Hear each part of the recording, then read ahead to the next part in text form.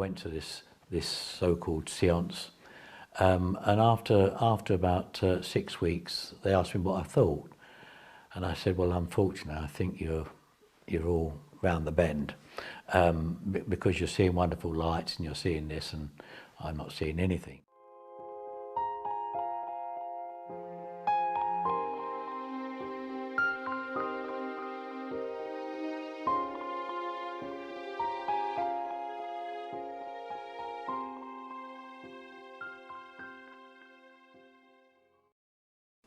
But you need a greater knowledge coming to you, a knowledge that will help you unlock your inner selves and allow the God within you to be expressed from you. And I mentioned that I was in the darkness for a time, but they will be in the darkness for a whole lot longer. And I can assure you it is not a pleasant place to be. And I would want to describe it to you because I do not want you to have nightmares. But let me say to you, it is not a place you will wish to be. And if that gives you encouragement to be more positive and spiritual in your life, then so be it. I don't know whether these are helpers, but I think the most I've ever had come through in one time, different people, was probably 14 or 15. Good evening, ladies and gentlemen. Good evening. My name is the Reverend George Vale Owen, and I've come perhaps to give you some encouragement into your lives.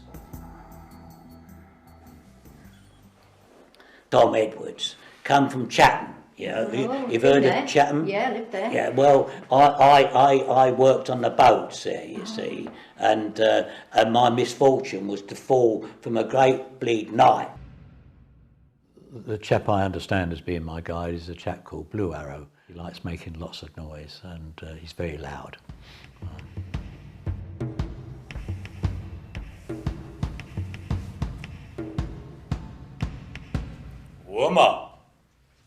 Woman come, yes? Yes. Woman come, bring wonderful, wonderful healing energy.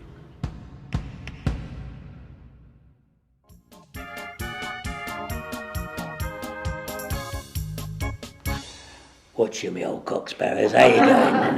Hey. Oh, Danny boy, I love you so.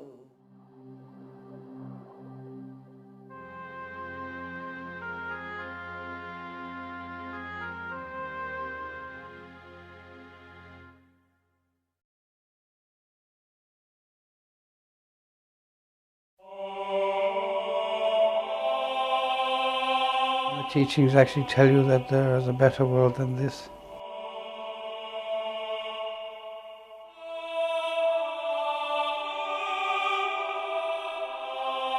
The night before I was taken away to be executed, I was ready for it. And as I knelt and I said my last words, really, I asked them to allow me this time. They gave me the time, and it was in my last prayer that I felt that He was with me. And all my fear left me. I bowed my head. I said goodbye to my friend. Boom, all over.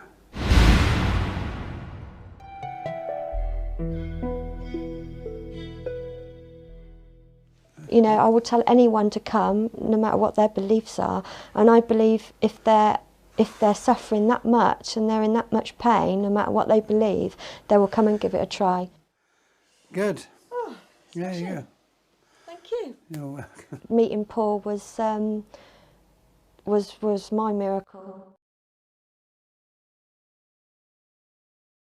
How's that feeling? It's better, I can still feel it pulling down. I haven't got to that bit yet. Oh, I thought I'd just mention it.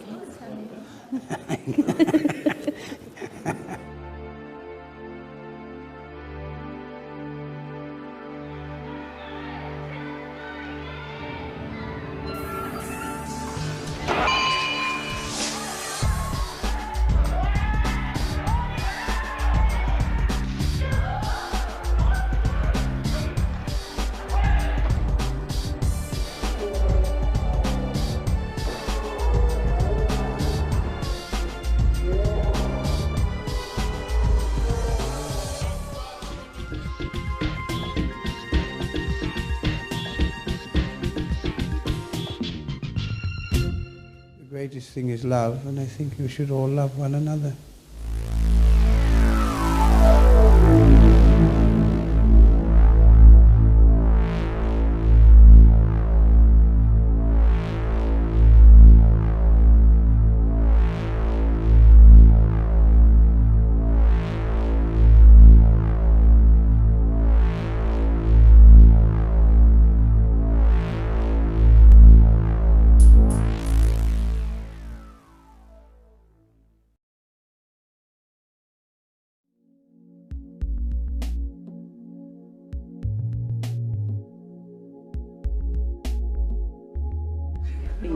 Have you gone into trance yet? No, you didn't say go in a trance.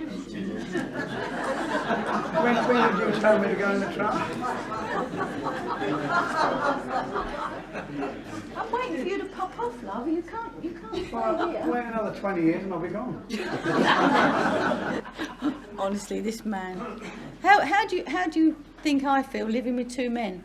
I wouldn't know. How do you think the two men feel? Just don't ask me who I prefer. When it comes to the point where you leave the earth plane, you will be taken into level 1, and you have to go through an area between the earth plane and the spirit world itself, which we touched on briefly the other evening. That's called no man's land. We call it no man's land because that's where people who pass over and get lost and they wander off into this part. In other words, they're neither in the spirit or on the earth plane, they're in between. Would you say most of mankind's aim should be to get to the source? Every being that touches the earth, the main aim is to go back from whence you came, back to the source of all life. That is why you're here, that is why you got your identity, so that you can go back with all the experience and love that you have gained. Thank you very much, and I say everyone should tread very softly on Mother Earth. That is correct. The spirit world want to contact the people on the earth plane.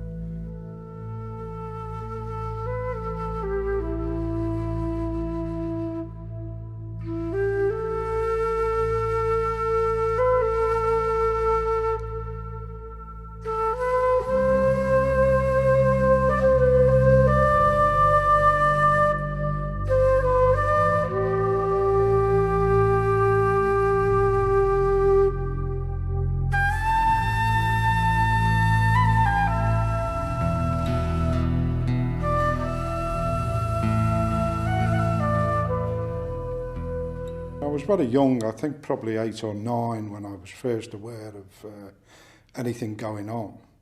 They were actually in the room, but I couldn't see anybody. I always say it's a very pleasant kind of void that I'm in.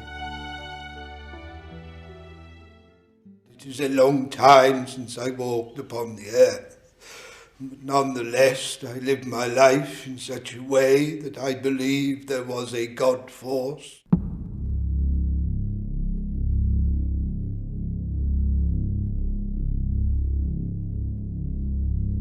Please explain what will happen to Earth and its people in 2012. You continue to destroy your planet. You rape the earth of everything that it has, all its natural resources. And eventually you will have no coal for your fires, no power for your power stations. But in time you will find that the earth itself will be, shall we say, a deplorable place to be. May the Great Spirit shine the blessing around you all. And as you walk this material life, understand you are never alone. God bless you all.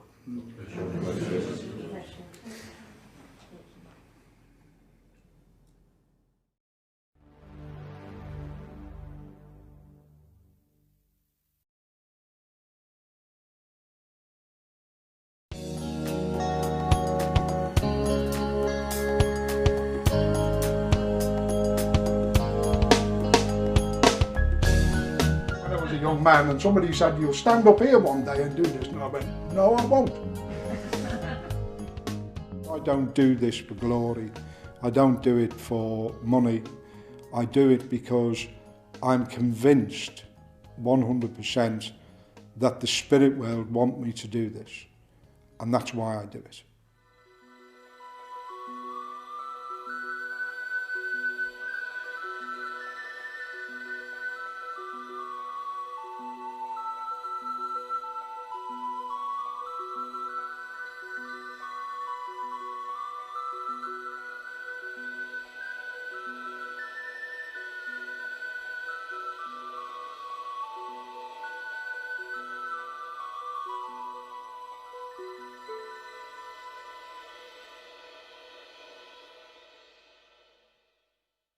I have no idea of the questions that are being asked. I've always worked that way. I don't want to know what the questions are. So George is my control, who is in the spirit world and has been there for approximately 400 years, right? Hasn't told us exactly when he went or anything, but that's what he's told us, okay? All of you within this place have an understanding that you may have loved someone and that person has gone into the realms of the spirit. You have lost a partner, a wife, a husband, a loved one, or so on and so forth. And of course, this causes you great sorrow within, for the love that you had for that particular person does not die at the moment of death. In actual fact, it expands beyond the great multitudes of the energy that you would understand in this place. And that love and that vibration helps the person that has left the earth plane to make the transition into the spirit world that much easier. I personally don't believe that spiritualism is just about receiving a message from somebody who's left the earth plane or died, as you would so call it. I believe that it goes far beyond that.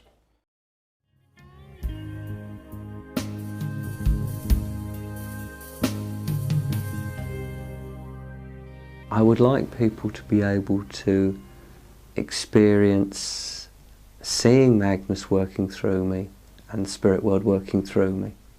Life, as you understand life, has commenced from the moment of conception. You are spirit of your side of life. Your plane of existence, your earth world, and your physical vibration is as much a plane of spirit as any that you shall move on to. Place your values in love. It is eternal. It is the only thing that you can cultivate, that you will be able to take from this life that you have upon the earth plane.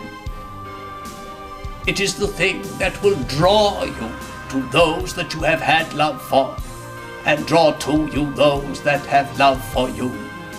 Think carefully, my friends, of what your children shall inherit.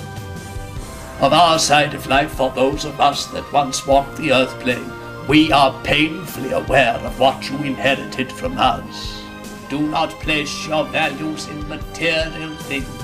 God is above, below, and within are all of the same kind. You are all God's creation. Underneath the grime and the negativity and the cloud is the paradise that you search for.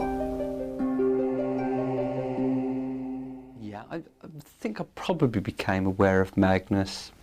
Must have been about when I was about 3 or 4 years of age. And I didn't know him by name then. I just used to call him the old man.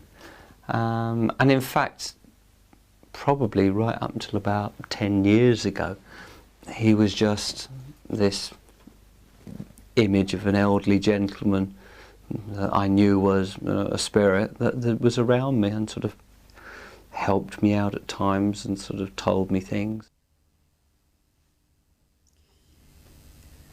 You will be so kind as to give me the sound of your voice. Hello, Magnus. 1, 2, 3, 4, 5, 6, 7. Thank 8. you, my dear boy. How are you doing? All right. I am, of course, as always, my friend, very well. That's very good. You will be so kind as to make formal introduction. Certainly. Ladies and gentlemen, I would like to introduce you to our friend Magnus. Good day to you, my friend. Yes. If it is so your wish, let us proceed in the usual manner. Thank you.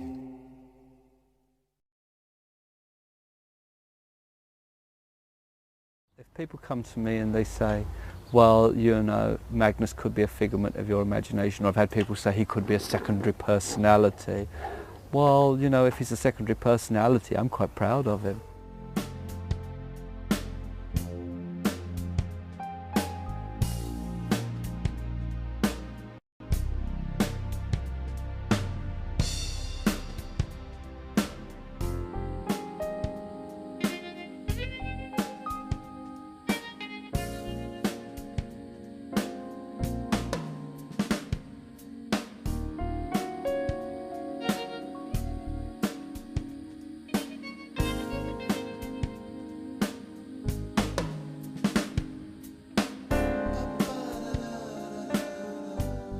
One of my biggest criticisms of reincarnation is that it seems to get coupled with karma, and then you get this thing, you know, where people that are born what we class as disadvantaged, the disabled or handicapped, or with birth defects, and then people say, oh well, it was all to do with karma because in a past life, you know, and it's absolute hogwash. Still I ask, then what about reincarnation? Oh dear. Usually about once a week I feel like giving it all up, yeah.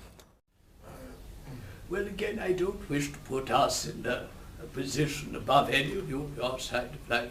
But if any person says to you, oh, come to me for, I think it's a sitting or a reading, you say, and I'll get you your mother, I would walk very rapidly in the opposite direction if I were you. If anybody ever tells you that you're going to meet a tall, dark, handsome stranger, I would have to say to my friend that your best and my best advice is that you ignore such stupid advice. Something happens, you know, you do a sitting and something incredible happens in terms of communication, or you do a seance and afterwards someone comes up to you with tears of joy running down their face because they've been reunited with their child or their partner or their parents, you know, or someone that they loved very dearly. In the spirit world, they come along to a trance sitting and speaking to Magnus or one of the other guides, it tells them something that helps them to start changing their life, you know. And that's when I realised that no matter how much flack is thrown at me, it is worthwhile.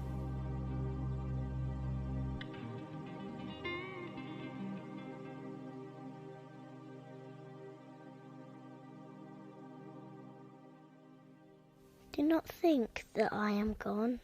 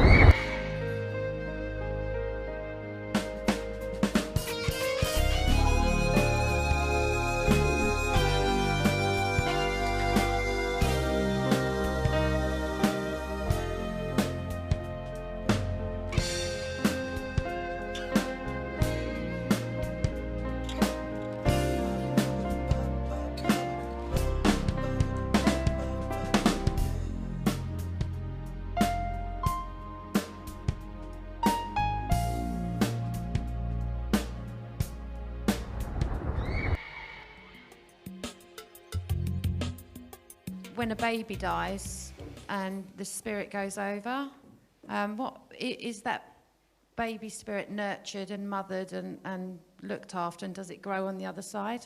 Yes, my dear. When you come to our side of life yourself, you shall see your children that have come to us in their infancy, and you shall recognize them instantaneously, even in their matured and adult form, because you have always known them. Do not think that I am gone, for I am the star that will shine upon you. I am the love of an embrace. I am the wind that should blow in your face. The sweetest note of the most beautiful song. Do not grieve, for I am not gone.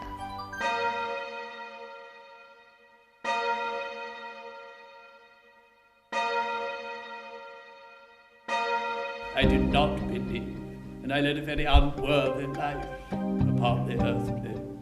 So much so that when my life was shown to me in review in my transition, I was filled with such remorse that I decided that I really ought to do something to try and ensure that no other conducted a life as I had. I decided to commit myself and asked that I might be of service to them. And I am happy to serve through this link. And when he passes to our side of life, I have no doubt that I shall find another link. But I sincerely hope by then that I shall have moved on a little, and I might not have to speak quite so often. Not that I mind speaking.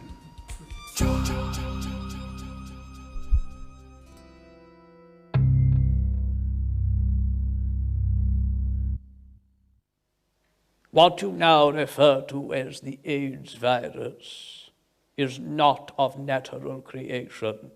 It is not from the scheme of the natural order. It is not from the will of God, however you might understand God. According to science, a bumblebee shouldn't be able to fly.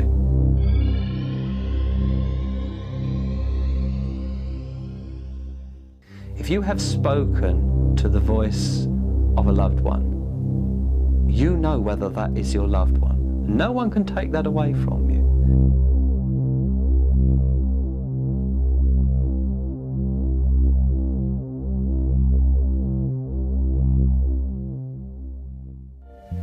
I think we come here in a very nice way.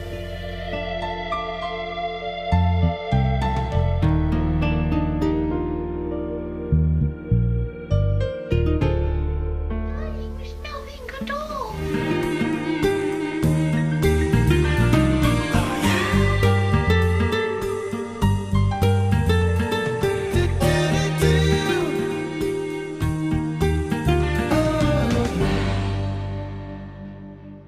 I love getting involved in it. I just enjoy being there. And I know now that so many things have happened at the meetings that Colin wouldn't know anything about. So I know the people that have come through and things that have come through to me, Colin wouldn't even have known about. So I do full-heartedly believe now. It was difficult for some people to accept. But Colin is a very determined, very focused person. Once he's set his mind on something, other people's opinions don't really come into it. You know, he will do what he's had to do. He's a wonderful son to me and I love him dearly. The work we do, that's special. But not the mediums.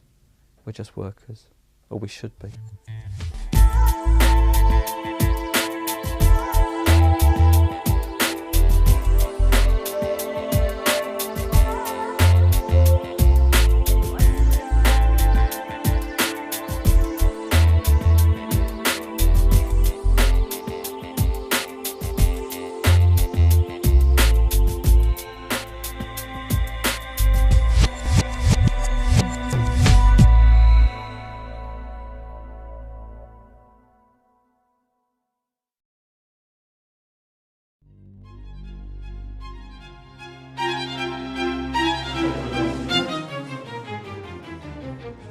Spiritualism is just a way of life. It's natural, an extension of life. We all come from the world of the spirit in the first place anyway. I've been doing operational healing now for, must be 40 odd years. I never thought I would do operational healing, never thought of that even, hadn't entered my mind. But suddenly it came like that, and I was aware of them. You must use your own free will in all things, whether it's material or of the spiritual seeking. But I can assure you, I know what I know. I wouldn't have spent the whole of my life doing this work if I hadn't had the proof, and I can prove it over and over again, of the existence of the dear people in the spirit world who choose me to work as a channel for them. I don't cut people open. I can't administer drugs. I don't tell people to come off of their doctor's prescriptions. I can't do that. It's not a healer's right anyway to say that to people. But sometimes I get people coming to me and they say, "Oh, Mrs. Sowter, I'm due to have an operation in hospital. What do you suggest? Shall I have it done or not?" I can't advise the person, because we're all keepers of our own bodies, you know. We're all here to use our own free will in everything that we do. Our words, our deeds and our actions. We're responsible for. Now with this little one, she was brought to us at 11 months old in 1976. Here you just see her. She couldn't cry, she couldn't move, she was mentally and physically handicapped. 3 major operations on the brain over a period of time, and we watched that child come to life.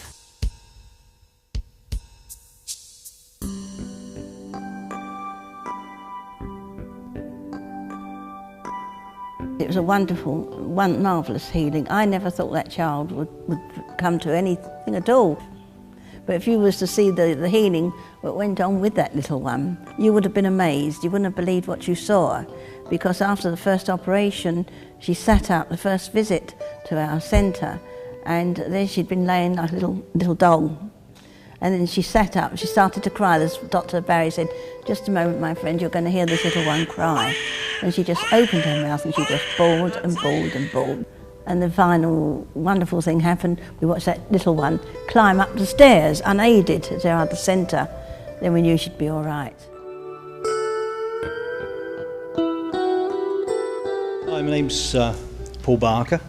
About 3 or 4 years ago, I had trouble with my ear, so I went to the doctor, as you would, went to a specialist, and he said, "Well, got to operate, got to get behind the ear, got to take the skin around the bones, lose your balance, give up your job." Simple as that. And I had healing, and when I was laying on this bed, there was 4 hands. There was only Irene in the house, but there was 4 hands on my head, and there was something happening inside my head, and yet there was only hands on my head.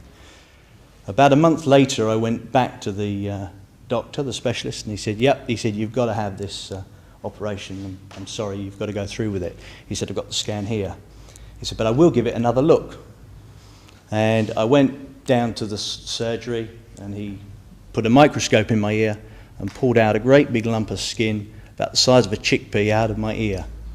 And this was what he was going to have to sort of operate through the back of my ear for, and that would have caused the balance disruption.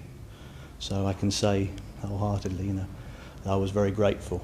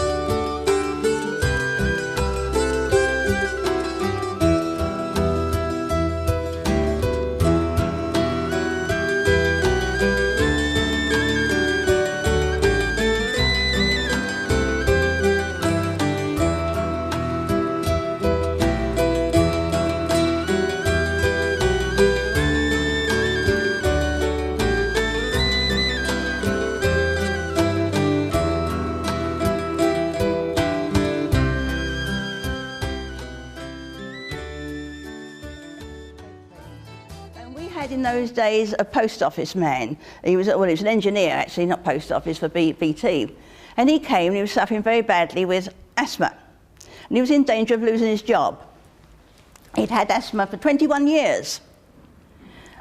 But before that, he rang me up one day and he said, Mrs. Sowter, can you please come and give us a clairvoyant demonstration?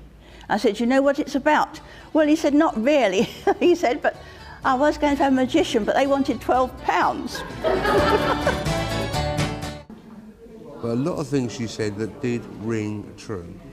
And when she found her way in, she was away. But I don't know how she knew I was a mechanic, whether it's in dreams or what. But sometimes if I'm doing something at work, and I can't quite work it out, what would you do, Dad? I think something like that, and the answer comes. Whether it's him talking to me or whether I'm working it out for myself, I can't say. I'm on the border of believing and not believing. I want to go one way or the other. I'm that sort of person. I've either got to believe in something or not believe in it.